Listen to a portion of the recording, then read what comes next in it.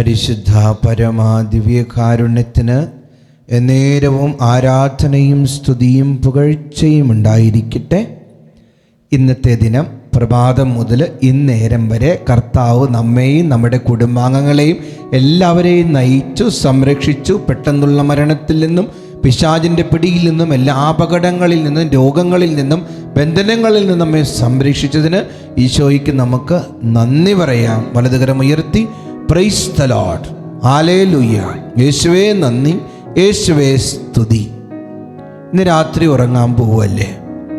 ഇന്ന് ചിന്തിക്കേണ്ട ഒരു കാര്യം എന്താണെന്നറിയോ? ഇന്ന് ഈ പ്രഭാതം മുതൽ ഇന്നേരം വരെ എൻ്റെയും നിൻ്റെയും നാവിനെ നീ എങ്ങനെ ഉപയോഗിച്ചോ എന്നൊന്ന് ചിന്തിക്കുക. നാവിനെ സാധാരണ നമ്മൾ ഹോസ്പിറ്റലിൽ പോയി കഴിയുമ്പോൾ ഏത് രോഗത്തിന് ചെന്നാലും ഡോക്ടർമാർ ആദ്യം നാവ് നീട്ടാൻ പറയും.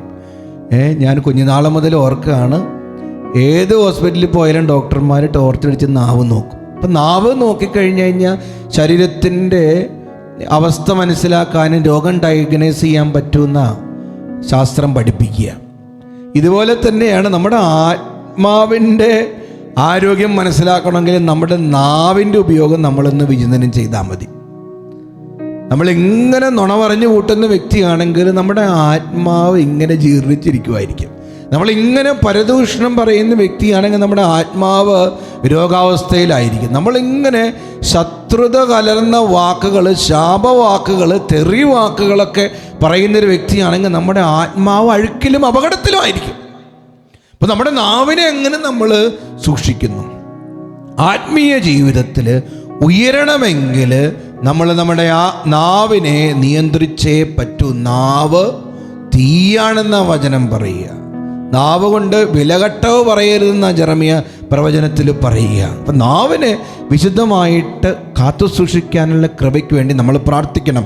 വചനമുണ്ട്, സങ്കീർത്തനം 34:12-13.